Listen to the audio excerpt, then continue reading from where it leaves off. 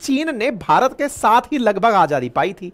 बहुत ही बेकार socio economic condition के बीच बढ़ना शुरू किया था और बढ़ते बढ़ते आज वो भारत से बहुत बड़ी इकोनॉमी बन चुका है। अगर नंबर्स में बात करें तो लगभग 5 टाइम्स ऊपर जीडीपी लेकर बैठा है। देश ने आजादी के बाद एक्सट्रीम पावर्टी, और एक्सट्रीम पावर्टी के हद तो ये कि हम अनाज की कमी जैसी चुनौतियों का सामना करते रहे। मनमोहन सिंह जी की एक बड़ी उपलब्धि रही जब देश 2008 की मंदी को झेल गया, जिस समय अमेरिका जैसे देशों की हालत खराब हो गई थी। हमारा देश उस स्थिति को भी पार करते हुए आगे निकल गया। मेरे प्यारे साथियों, जैसा कि आप सभी जानते हैं कि भारत दुनिया की तेजी से बढ़ती हुई इकोनॉमी है, और बढ़ती हुई इकोनॉमी में यह कहना कि चीन को अगर कोई रिप्लेस कर सकता है तो वो भारत है, इसके पीछे का बड़ा कारण है क्योंकि चीन ने जो कर दिखाया इन सालों में वो सारा था इंफ्रास्ट्रक्चर के बलबूते। उसने अपने इंफ्रास्ट्रक्चर को इतना मजबूत कर दिया अपनी बढ़ती आबादी के साथ कि उसने दुनिया के सामने अपने आप को मैन्युफैक्चरिंग हब बना के प्रेजेंट कर दिया। चाहे वहां की सड़कें हो, रेल हो, मेट्रो हो, एयरपोर्ट हो, इलेक्ट्रिसिटी हो, सब चीजों में वो बहुत तेजी से आगे निकल गया। यानी कि भारत जिस समय ग्रो करना शुरू कर रहा था, हमने इकोनॉमी के टर्सरी सेक्टर को पकड़ लिया, वो सेकेंडरी सेक्टर पर काम करके बहुत तेजी से मजबूती के साथ अपनी नींव को आगे बढ़ाते हुए ले गया। हालांकि भारत इन इंफ्रास्ट्रक्चर के विकास के बारे में लेट जगह है, लेकिन दुरुस्त जगह है। आज के सेशन का कंक्लूजन मैं अभी दे रहा हूं। चलिए विकसित भारत के इस सपने की सच्चाई को शुरू करते हैं आज के इस सेशन में। चर्चा करते हैं वर्ष 1947 से पहले के भारत की। साथियों, जब देश आजाद हुआ तो उस समय भी देश की कुछ प्राथमिकताएं रही होंगी, और जब अंग्रेज हम पर शासन करके गए थे तब उन्होंने अपनी जरूरतों के हिसाब से भी देश में कोई ना कोई तो इंफ्रास्ट्रक्चर बना के रखा ही होगा। आप और हम अच्छे से जानते हैं कि कच्चे माल के लिए उन्होंने हम पर शासन किया था। कच्चे माल के लिए उन्होंने हम पर शासन किया तो कच्चे माल की ढुलाई के लिए उन्होंने रेलवे का नेटवर्क विकसित किया। रेलवे के नेटवर्क को बेसिक इंफ्रास्ट्रक्चर के साथ पूरी तरह से डेवलपमेंट में उन्होंने तमाम प्रयास किए। यही तो कारण है कि मुंबई, मद्रास, कलकत्ता जैसे जो बड़े शहर हैं ये ट्रेन से जुड़ गए। और तो और पहाड़ी इलाके भी, हिमाचल, उत्तराखंड जैसे राज्यों को भी उन्होंने रेल नेटवर्क से जोड़ दिया था। उनके काल में भी रोड इंफ्रास्ट्रक्चर उनके मूवमेंट के लिए भी, और जब वो चल रहे हैं तो आप और हम भी चल रहे हैं। तो ब्रिटिशर्स ने अच्छा खासा काम उस समय रोड निर्माण पर किया। अच्छा, क्या केवल ब्रिटिशर्स ने किया? नहीं साहब, इतिहास में आप ग्रैंड ट्रंक रोड का नाम कैसे भूल सकते हैं जो कलकत्ता, दिल्ली, पेशावर को जोड़ती है। लेकिन उसके बाद भी पीडब्ल्यूडी का मतलब पीडब्ल्यूडी जो पब्लिक वर्क्स डिपार्टमेंट है उसके माध्यम से ब्रिटिशर्स ने मुंबई, आगरा, पुणे, बड़े शहरों में, चेन्नई जैसे शहरों को सड़कों से जोड़ने का बड़ा बड़ा काम उठाकर करना शुरू किया। मतलब आप यह पकड़िए कि 1850 तक भी भारत में 2500 किलोमीटर की सड़क बन गई थी। अर्थात जब अंग्रेज यहां थे तब भी इंफ्रास्ट्रक्चर को उन्होंने अपने फायदे के लिए, कौन सा फायदा? ताकि वो भारत से कच्चे माल की ढुलाई करके अपने देश ले जाएं, पका माल लेकर आए सड़कों से और ट्रेन से ले जाकर दूर दराज के क्षेत्रों में बेच सकें। यानी ये तो स्पष्ट था कि इंफ्रास्ट्रक्चर में रेल का, रोड का बड़ा महत्व है। अगर आप तेजी से ढुलाई कर पाएंगे तो फिर आप संसाधनों का अधिक से अधिक उपयोग कर पाएंगे। यह काम होता रहा, देश की आजादी भी हुई। लेकिन जब हम आजाद हुए तो हम बहुत सारी परेशानियों से जूझ रहे थे। जहां एक और हम अंग्रेजों के लिए केवल कच्चे माल का कारखाना और एक बाजार थे, हमारे पास आजादी के बाद हमें अब कच्चे माल से पक्का माल भी खुद ही बनाना था और अपने लोगों की गरीबी भी खुद ही दूर करनी थी। यानी देश ने आजादी के बाद एक्सट्रीम पावर्टी, और एक्सट्रीम पावर्टी के हद तो यह कि हम अनाज की कमी जैसी चुनौतियों का सामना करते रहे। साथियों, देश की आजादी के बाद मेगा इंफ्रास्ट्रक्चर डेवलपमेंट के लिए ज्यादा पैसा नहीं था। ऐसी स्थिति में देश विकास की कौन सी राह पकड़े?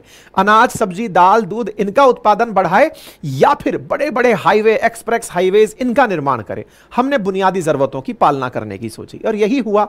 एक हद तो यह हो गई कि जब भारत के पास खाने के लिए अनाज नहीं बचा, आपको वो दौर याद होगा जब लाल बहादुर शास्त्री जी का शासन हुआ करता था, देश में अनाज की इतनी किल्लत थी कि एक वक्त का भोजन करके हम सैनिकों को अनाज भेजते थे कि आप युद्ध लड़िए, और जब ही जाकर नारा दिया गया था जय जवान जय किसान। और वही दौर था जब भारत ने ग्रीन रेवोल्यूशन किया और उसके बाद आज अनाज में हम दुनिया भर की भूख भर रहे हैं।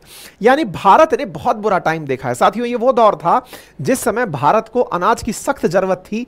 अमेरिका ने हमें मना कर दिया कि हम अनाज नहीं देंगे क्योंकि आप हमारे मित्र पाकिस्तान से लड़ाई लड़ रहे हैं। पाकिस्तान से लड़ाई के लड़ने पर जब नेहरू जी ने अनाज मांगा उनसे कि साहब हमें अनाज की जरूरत है, अनाज दीजिए, तो उन्होंने सुअरों को खिलाने वाला PL-480 अनाज हमें दे दिया, जिसमें कि खरपतवार के रूप में उगने वाली पार्थेनियम घास है ना, वो उस गेहूं के साथ मिलकर इंडिया चली आई थी, और जो आज आपको बहुत जगह पर खरपतवार के रूप में उगई दिखाई देती है। खैर, आते हैं फिर थोड़ा आगे बढ़ते हैं। भारत ने डेवलपमेंटल बहुत सारे चैलेंजेस देखे नेहरू जी के काल में भारत के अंदर, चाहे फिर वो आईआईटीज हो या फिर आज जो इन पीएसयूज को हम बड़ा होते हुए देखते हैं उनका एलिमेंटल रूप से डेवलपमेंट हो, ये सब काल देखा। लाल बहादुर शास्त्री जी के काल में भारत ने अपने दौर में हरित क्रांति देखी, फिर उसके बाद क्रोनोलॉजी में धीरे धीरे श्वेत क्रांति आती गई और देश धीरे धीरे पहले भूख से लड़ा और फिर इंफ्रास्ट्रक्चरल डेवलपमेंट के लिए आगे बढ़ना शुरू हुआ। लेकिन हमने इंफ्रास्ट्रक्चर डेवलपमेंट में एक छोटी सी गलती कर ली थी। क्या गलती कर ली थी? असल में ना हम लोग बड़े डरे हुए लोग थे। हम इस बात से डरे हुए थे कि देश ने इतने साल तक गुलामी देखी, और गुलामी का बड़ा कारण था ब्रिटिश ईस्ट इंडिया कंपनी हमारे देश में आई थी, और जब ईस्ट इंडिया कंपनी आई थी तो कल को ऐसा ना हो कि किसी और कंपनी को हम अपने यहां आने दें, वो हमें फिर से गुलाम बना ले। तो हमने नेचुरली अपनी इकोनॉमी को क्लोज इकोनॉमी बनाया हुआ था, जस्ट लाइक नॉर्थ कोरिया, कि हम किसी आउटसाइडर को अलाउ नहीं करेंगे, खुद बनाएंगे खुद खाएंगे। लेकिन मुसीबत यह है कि आप अगर क्लोज इकोनॉमी रखते हैं तो फिर आपके पास विदेशी मुद्रा आएगी कहां से, आपका फॉरेन रिजर्व बढ़ेगा कैसे, विदेशों के साथ व्यापार करेंगे कैसे, और जब तक व्यापार नहीं करेंगे तो अपनी इकोनॉमी को उठाएंगे कैसे। क्लोज इकोनॉमी की मानसिकता से हम बहुत लंबे समय तक लड़ते रहे हैं। खैर, क्लोज इकोनॉमी पर भी आएंगे। हमने चर्चा करनी है कि इंफ्रास्ट्रक्चर पर हमने कैसे कैसे सुधार किया, और इंफ्रास्ट्रक्चर में हमसे एक जो गलती हुई वो क्या थी, मैं अभी उस पर आता हूं। मेरे प्यारे साथियों, इंफ्रास्ट्रक्चर की शुरुआत मानी जाती है 1934 के अंदर इंडियन रोड कांग्रेस के गठन के साथ, जिसने 1943 में इंडियन रोड डेवलपमेंट कमेटी की जयकार कमेटी के साथ 20 साल का रोड डेवलपमेंट का प्रोजेक्ट बनाया, जिसमें 1943 से 63 के बीच में रोड नेटवर्क को 5,32,000 किलोमीटर तक बढ़ाने का लक्ष्य रखा। 1961 में इस प्लान को अगले 20 साल के लिए भी लॉन्च कर दिया गया कि रोड नेटवर्क को डबल किया जाएगा। लेकिन इन चीजों के बावजूद भी इंफ्रास्ट्रक्चर जस का तस खड़ा रहा, क्योंकि बिना पैसे के काम कहां होता है साहब, और इंडिया ऑलरेडी इकोनॉमी की बड़ी स्थितियों से गुजर रहा था। हालांकि हम में बहुत ज्यादा जिजीविषा थी, बहुत ज्यादा दृढ़ता थी, हमने विकास के लिए चुनौती को स्वीकार किया था। जो लोग हम पर यह सोचते थे कि एक दिन भारत फेल हो जाएगा, हमने उनके सामने अपने आप को खड़ा करके दिखाया था। 1952 की फ्रेट इक्वलाइजेशन पॉलिसी ने इसमें शुरुआती लाभ तो दिया, लेकिन उसने हमें बहुत ज्यादा नुकसान दिया। क्या नुकसान दिया? असल में क्या था कि भारत ने यह सोचा कि जिस तरह अंग्रेज समुद्री मार्ग से व्यापार करते हैं, तो क्यों ना हम भी समुद्र के किनारे कुछ शहरों को विकसित करें, और ऐसी जगहों को विकसित करें जहां से मतलब एक्सपोर्ट भी आसानी से हो जाए और उसके आसपास उपलब्ध इंफ्रास्ट्रक्चर का सही से उपयोग किया जाए। तो कच्चा माल मान लीजिए कि हमारा निकल रहा है बिहार, झारखंड, उड़ीसा में, तो इस कच्चे माल को ले जाने के लिए सरकार ने कहा कि आप चिंता मत करिए, यहां से लेकर आपकी फैक्ट्री तक की माल ढुलाई को सरकार देखेगी।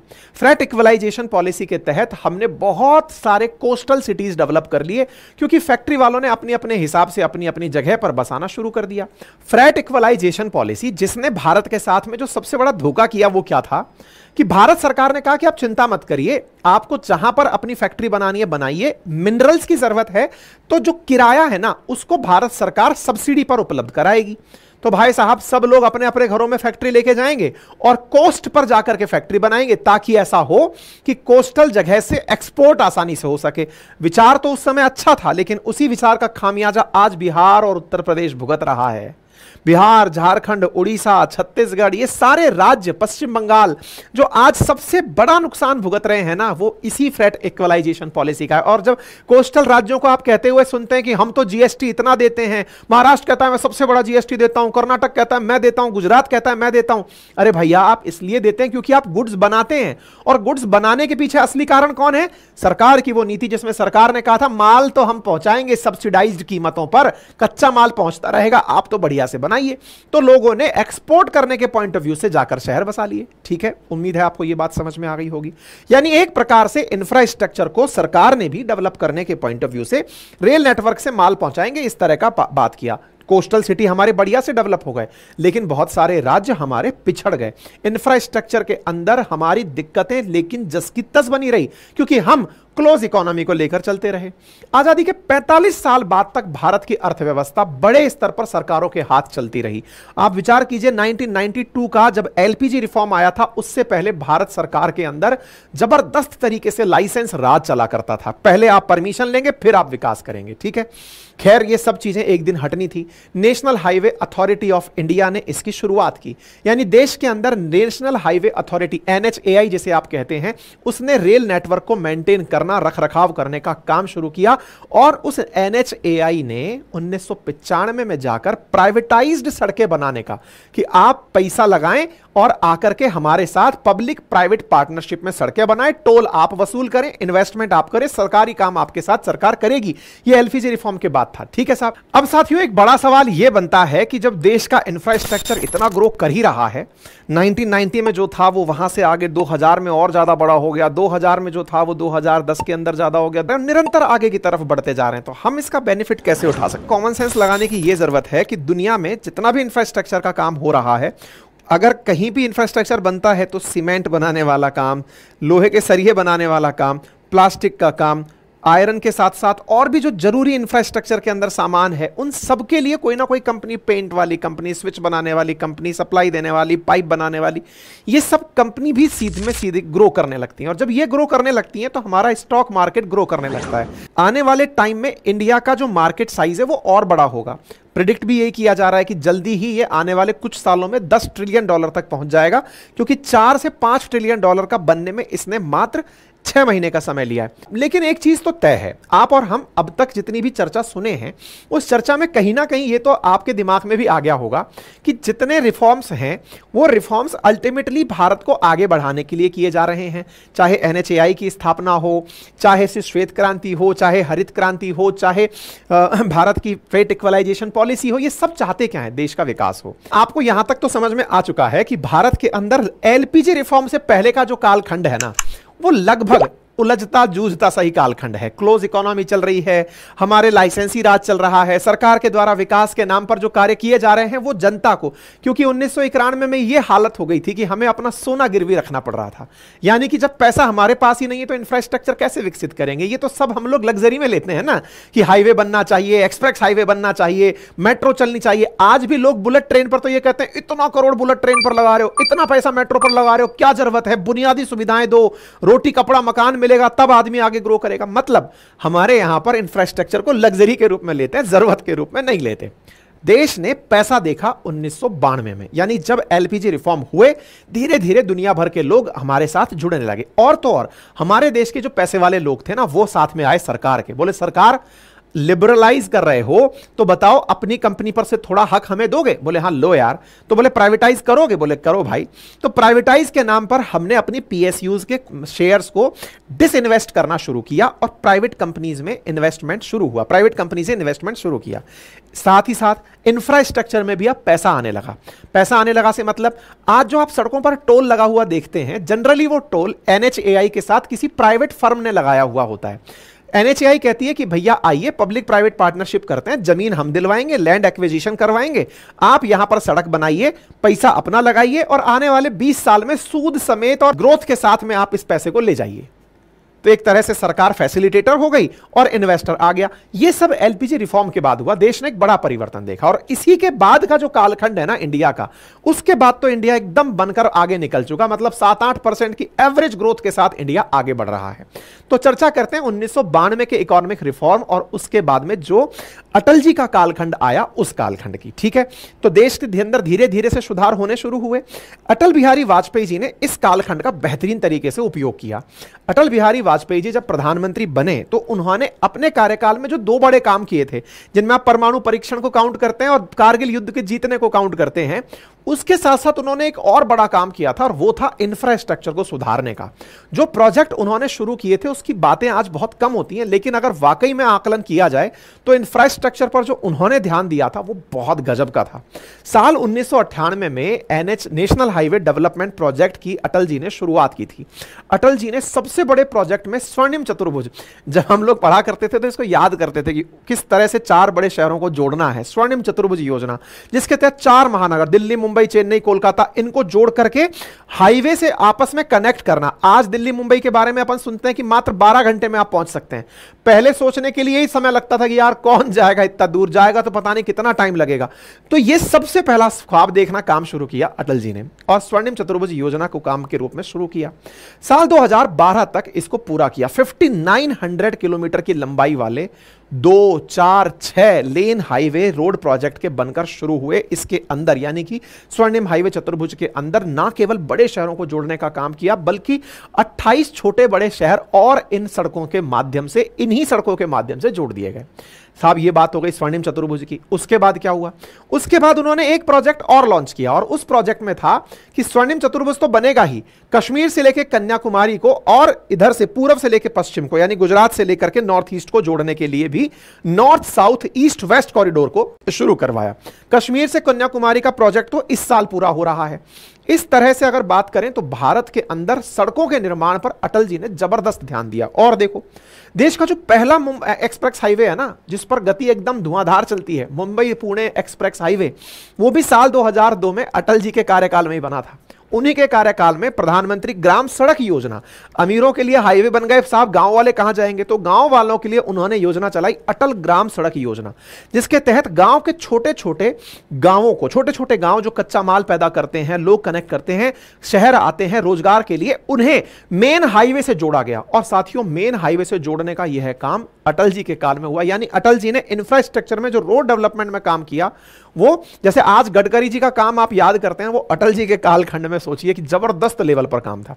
सोचिए, देश की जो पहली मेट्रो, जो दिल्ली मेट्रो सर्विस का जो प्रोजेक्ट लॉन्च हुआ, इनॉग्रेशन भी हुआ, वो भी अटल जी के कालखंड में हुआ। भारत के अंदर बीएसएनएल का जो आज आप काम सुनते हैं, हालांकि बीएसएनएल अब तो संघर्ष ही कर रही है, लेकिन बीएसएनएल की जो सेवा शुरू हुई टेलीकॉम सेंटर सेक्टर के अंदर, वो भी अटल जी के कालखंड में हुई। इसलिए अटल जी को मतलब आधुनिक काल के अंदर मॉडर्न टेलीकॉम के फादर के रूप में कंसीडर किया जाता है। भारत में शिक्षा को अनिवार्य बनाने के लिए जो मौलिक अधिकार सर्व शिक्षा अभियान की शुरुआत हुई, वो भी अटल जी के कालखंड में हुई। यानी कि अब यह दौर न केवल शिक्षा की बात कर रहा था, कनेक्टिविटी की बात कर रहा था, संचार की बात कर रहा था, इंफ्रास्ट्रक्चर की बात कर रहा था, और इसी से सवार होकर के बीजेपी सोच रही थी कि अब तो इंडिया शाइन करने वाला है।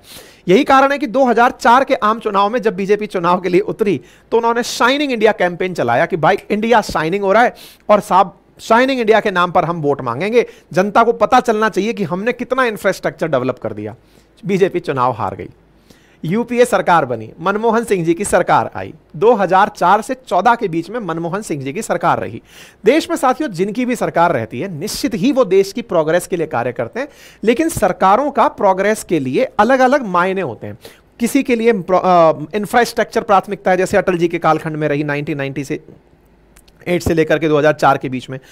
यूपीए के लिए जो सामाजिक उत्थान है कि भाई सोशल अपलिफ्टमेंट कैसे करना है, सभी के पास रोजगार की व्यवस्था कैसे हो, मनरेगा कैसे काम करे, इन सब पर काम करना है।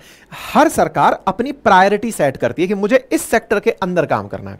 मनमोहन सिंह जी आए, ये वही मनमोहन सिंह जी हैं जिन्होंने एलपीजी रिफॉर्म के अंदर, जब नरसिम्हा राव सरकार हुआ करती थी तब ये वित्त मंत्री हुआ करते थे, इनकी सलाह से पीवी नरसिम्हा राव साहब ने अपने देश में एलपीजी चालू किया था, यानी कि लिबरलाइजेशन, प्राइवेटाइजेशन, ग्लोबलाइजेशन चालू किया था।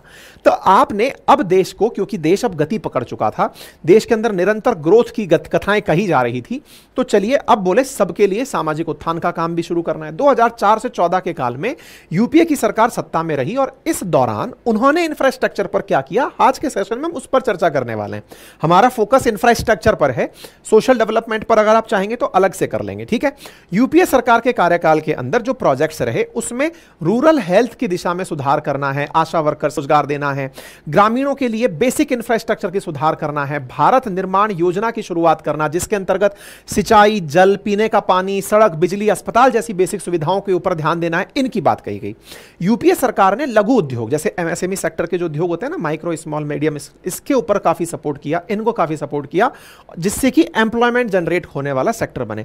इंफ्रास्ट्रक्चर डेवलप होता है तो भी एम्प्लॉयमेंट क्रिएट होता है, एमएसएमई सेक्टर ग्रो करता है तो भी, क्योंकि अल्टीमेटली कोई भी चीज उत्पादित होगी तो ही वो इंफ्रास्ट्रक्चर का यूज करके, अगर आज बिजली नहीं है तो फिर कोई इंडस्ट्री नहीं चल पाएगी, अगर आज सड़कें नहीं है तो इंडस्ट्री से बना हुआ माल पोर्ट तक नहीं पहुंच पाएगा, अगर पोर्ट नहीं है तो एक्सपोर्ट कैसे हो पाएगा। सब चीजें इंटर रिलेटेड हैं। तो एक सरकार अगर कुछ बना रही है तो दूसरी सरकार वहां जाकर के अपने द्वारा प्रोडक्शन का काम कर रही है, ठीक है ना। इसके साथ साथ इंफ्रास्ट्रक्चरल प्रोजेक्ट के अंदर यूपीए सरकार में गुरुग्राम के अंदर डीएलएफ, जैसे कभी आप अगर दुबई जाएं तो वहां पे एमआर दिखाई देता है, ईएमए जो अपने कश्मीर के अंदर मॉल बनाने वाला है। ऐसे गुड़गांव जाएंगे तो आपको डीएलएफ दिखाई देता है, हुडा सिटी सेंटर। ये सभी उसी कालखंड में पैदा हुए। दिल्ली के अंदर यूपीए सरकार के दौर में ये बहुत तेजी से बढ़े। नोएडा, गाजियाबाद, एनसीआर रीजन में इंडस्ट्रियल हब बनना शुरू हुआ। मेट्रो नेटवर्क जो पहले अटल जी के सामने शुरू हुआ था, अब वो तेजी से एक्सपेंड होने लगा। स्वर्णिम चतुर्भुज जो अटल जी ने शुरू किया था वो इस कालखंड में पूरा हुआ। यानी कि सरकारों ने एक दूसरे के काम नहीं रोके। जैसे यूपीए गवर्नमेंट में मनरेगा आया तो फिर ये नहीं था कि मोदी जी के कालखंड में वो रुक गया, बस प्राथमिकताएं बदल जाती हैं कि कौन किसको ज्यादा प्रायोरिटी दे रहा है। तो इंफ्रास्ट्रक्चरल को, डेवलपमेंट को बूस्ट करने के लिए यूपीए सरकार ने एफडीआई में निवेश के लिए विदेशी निवेशकों को निवेश के नियम सरल कर दिए कि आप आइए और पैसा लगाइए, प्रोजेक्ट में 100% तक पैसा लगाइए ताकि इंफ्रास्ट्रक्चर डेवलपमेंट तेजी से होता रहे, ठीक है। हालांकि इस दौर में मनमोहन सिंह जी की एक बड़ी उपलब्धि रही जब देश 2008 की मंदी को झेल गया, जिस समय अमेरिका जैसे देशों की हालत खराब हो गई थी। हमारा देश उस स्थिति को भी पार करते हुए आगे निकल गया और देश उस कालखंड में दुनिया की 10वीं बड़ी इकोनॉमी बनकर के आया। पावर प्रोडक्शन की अगर हम बात करें तो 1,12,000 मेगावाट का पावर प्रोडक्शन जो 2004 में था वो इस कालखंड में बढ़कर के 2,34,000 मेगावाट तक पहुंच गया।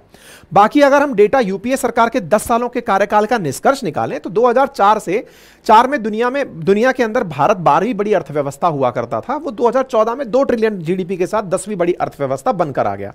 और अगर हम बात करें डेटा के ऊपर कि किस प्रकार से हमने एनुअल बजट को बढ़ाया, तो पता चलता है कि जहां हम 2004 के अंदर 4.71 लाख करोड़ का बजट रखते थे, वार्षिक बजट, 2014 में बढ़कर के हमने 231% की बढ़ोतरी के साथ 15.59 लाख करोड़ रुपए का टोटल बजट लागू किया। लेकिन इसमें जो बजट था उस बजट का डिस्ट्रीब्यूशन, टैक्स कलेक्शन कैसे हुआ, इसका खर्चा कहां हुआ, कैपिटल एक्सपेंडिचर कहां हुआ, क्योंकि अल्टीमेटली इंफ्रास्ट्रक्चर का निर्माण किससे होता है, कैपिटल एक्सपेंडिचर से, जिससे कि रेलवे बनेगी, रोडवे बनेंगी, सी पोर्ट बनेंगे, एयरपोर्ट बनेंगे, स्कूल कॉलेजेस हॉस्पिटल्स बनेंगे। इन पर जो निवेश था ना वो इस दौर में थोड़ा कम रहा। 2004 में कैपिटल एक्सपेंडिचर मात्र 1.09 लाख करोड़ था जो टोटल बजट का उस समय 23% था। वही 2014 में यह कैपिटल एक्सपेंडिचर 1.88 लाख करोड़ रुपए हो गया जो टोटल बजट का 12% था। यानी टेक्निकली पहले जहां इंफ्रास्ट्रक्चर पर 23% तक धन खर्च हो रहा था वो यूपीए गवर्नमेंट में 12% रह गया। यानी यूपीए गवर्नमेंट की प्राथमिकताओं में इंफ्रास्ट्रक्चर पर पैसा कम खर्च किया गया।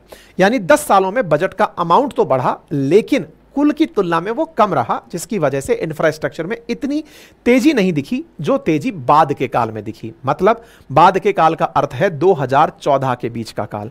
आप इसको ऐसे समझिए कि 4 से 14 के बीच में भारत ने 940 किलोमीटर के ही एक्सप्रेस हाईवे बनाए थे।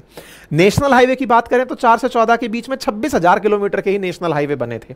यूपीए सरकार का इन्वेस्टमेंट जब इंफ्रास्ट्रक्चर पर कम था तो इंफ्रास्ट्रक्चर डेवलपमेंट भी कम हुआ, जिसका बहुत बड़ा कारण था लैंड एक्विजिशन प्रोसेस का इजी नहीं होना। यानी कि सरकार को अगर निर्माण करना है तो जमीन चाहिए, जमीन के लिए कानून बनाने में बड़ी मुसीबतों का सामना करना पड़ रहा था। प्रोटेस्ट हो रहे थे, सरकार किसानों के साथ कोई ढंग की बात नहीं कर पा रही थी, जो भी तमाम प्रकार की राजनीतिक व्यवस्थाएं उस समय रही हो, जिसकी वजह से बहुत सारे प्रोजेक्ट अटकते रहे। लेकिन 2014 के जब इलेक्शन हुए तो उस दौर में, इस दौर में एक कालखंड और हुआ कि इस दौर में यूपीए सरकार पर बहुत सारे घोटालों का आरोप लगा। इन्हीं घोटालों के आरोप में 2014 के अंदर जब दोबारा आम चुनाव हुए तो इस बार Narendra Modi ji with flying colours जीत करके प्रधानमंत्री बनते हैं। और नरेंद्र मोदी जी जब प्रधानमंत्री बनते हैं तो उन्होंने इंफ्रास्ट्रक्चर पर, क्योंकि अटल जी के कालखंड में जब 23% जीडी मतलब कुल बजट का खर्च हो रहा है, यूपीए के कालखंड में 12% हो रहा है, तो इसको वापस वहीं पहुंचाना है। और जब देश के अंदर अब बजट साइज बड़ा हो रहा है, इंफ्रास्ट्रक्चर पर ज्यादा पैसा खर्च करोगे, तो ज्यादा तेजी से ग्रो करोगे। तो इसी को ध्यान में रखते हुए नरेंद्र मोदी जी ने इंफ्रास्ट्रक्चर पर बहुत तेजी से पैसा खर्च करवाया। और इसी को ध्यान में रखते हुए उन्होंने 2047 को टारगेट किया कि देश को डेवलप्ड इकोनॉमी बनाना है। डेवलप्ड बनाना है तो भाई इंफ्रास्ट्रक्चर को मजबूत करना पड़ेगा। हमारे प्राइमरी सेक्टर में हम बढ़िया उत्पादन करते हैं, टर्सरी सेक्टर में हम बढ़िया सर्विसेज देते हैं। आज इंटरनेट क्रांति की अगर हम बात करते हैं तो भारत उसमें मसीहा बनकर बैठा है, लेकिन उसका जो मिडिल वाला पाथ है ना, जहां पर हमें मैन्युफैक्चरिंग करनी है, उसमें हम कहीं ना कहीं अटक रहे हैं।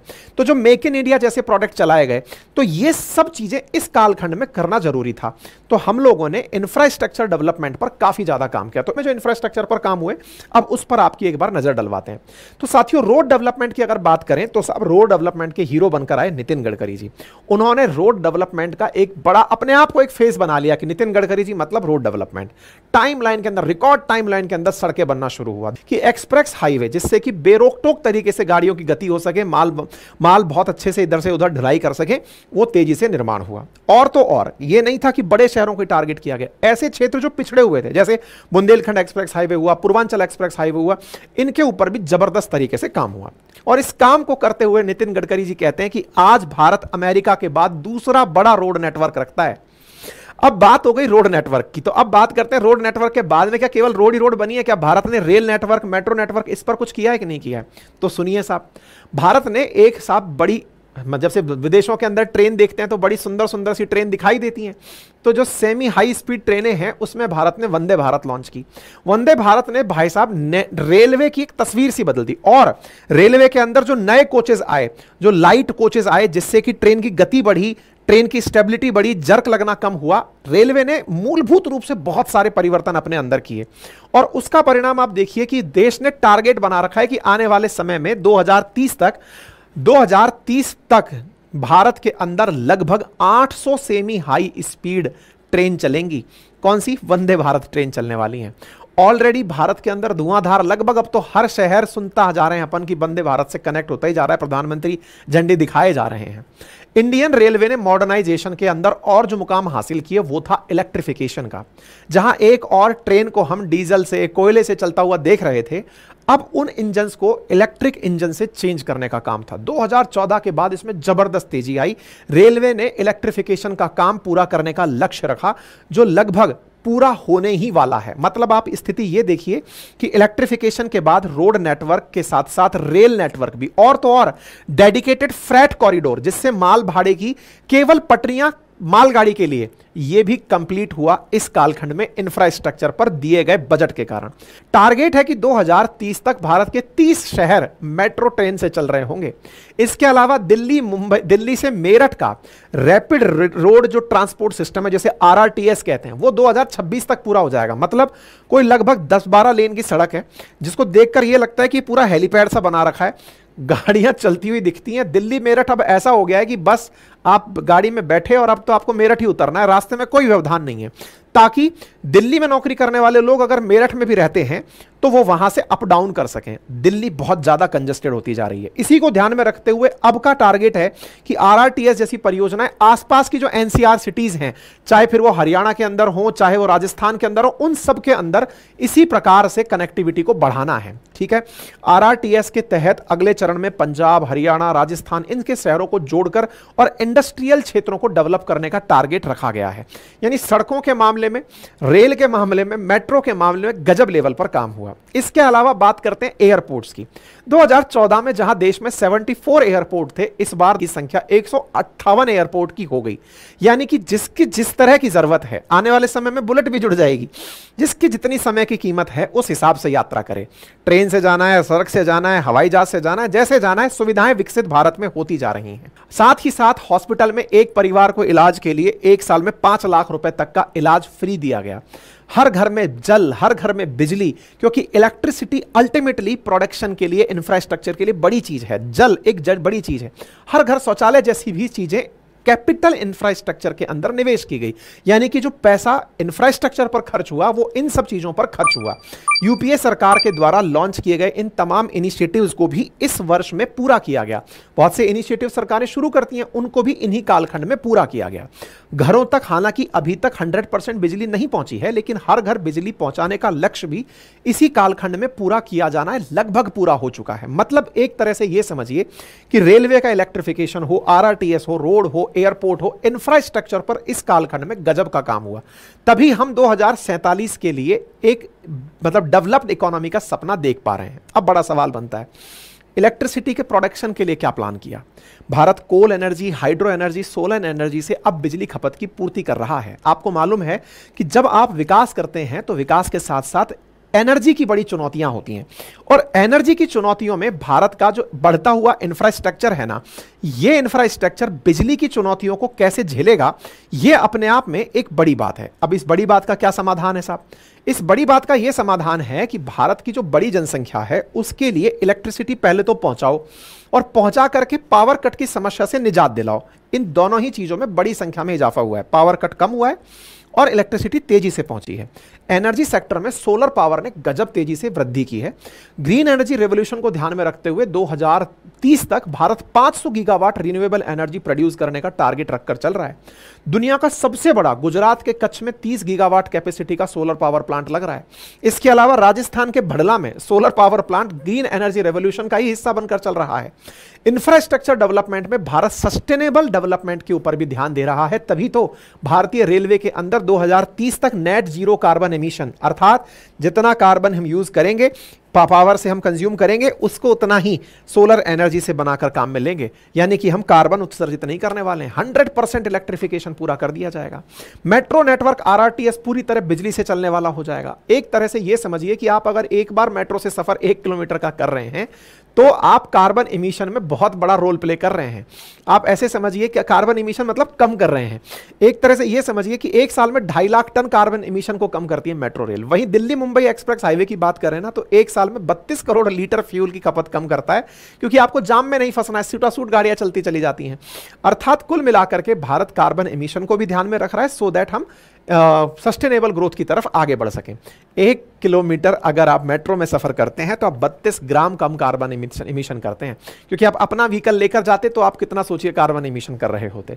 तो सस्टेनेबल डेवलपमेंट में भी हम तेजी से आगे बढ़ रहे हैं। और इसके साथ साथ भारत के अंदर इंफ्रास्ट्रक्चरल डेवलपमेंट के लिए स्मार्ट सिटी प्रोजेक्ट चला, जिसमें भारत की 100 से ज्यादा सिटीज को बेसिक एम्यूनिटीज को बढ़िया करने का टास्क रखा गया। रोड इंफ्रास्ट्रक्चर को अच्छा करने का काम किया गया, जिसके तहत भारत के हर कोने में सीमित समय के अंदर बहुत सारी सुविधाएं पहुंचाई जा रही हैं। वो सब चीजें तेजी से आगे बढ़ रही हैं। स्मार्ट सिटी प्रोजेक्ट की 67% काम को अभी तक पूरा किया जा चुका है। दिल्ली मुंबई जैसे जो ओवर पॉपुलेटेड सिटी हो चुके हैं, जिसका बर्डन कम करना है, उसके लिए 8 नई हाईटेक सिटी बनाने की योजना चल रही है। डेटा के अनुसार अगर कंपैरिजन करते हैं तो हर सरकार की अपनी प्रायोरिटीज में इस सरकार के इंफ्रास्ट्रक्चर पर गजब की प्रायोरिटीज रही हैं। तो उम्मीद है कि आप सभी साथियों को यह जानकारी अच्छे से समझ में आ गई होंगी। जानकारी समझ में आ जाए तो इसके आधार पर आप अपना कंक्लूजन डिराइव कर सकते हैं। तो कंक्लूजन क्या है? तो देखिए, कंक्लूजन सिंपल सा है कि अगर हमारे यहां इंफ्रास्ट्रक्चर अच्छा होता है तो कंपनीज तेजी से आएंगी, एफडीआई भारत के अंदर बढ़ने लगेगा, जो कि इंफ्रास्ट्रक्चर डेवलपमेंट को और मजबूती देगा, और भारत का युवा बढ़ते इंफ्रास्ट्रक्चर के साथ उन बढ़िया कंपनीज में अच्छे रोजगार के अवसर पा सकेगा। और अगर ऐसा होता है तो वर्ष 2047 तक अगर हम एक एम्बिशियस टारगेट रखते हैं कि आजादी के 100वें साल पर भारत विकसित राष्ट्र बनेगा, तो वो सपना भी आप और हम एक साथ पूरा कर पाएंगे। देखने वाली बातें होंगी कि सरकारें किस दिशा में कैसे आगे चलती हैं, लेकिन सरकार कोई सी भी हो, वो हमेशा देश की विकास के लिए, देश की उन्नति के लिए ही कार्य करती हैं। फिलहाल के लिए इतना ही।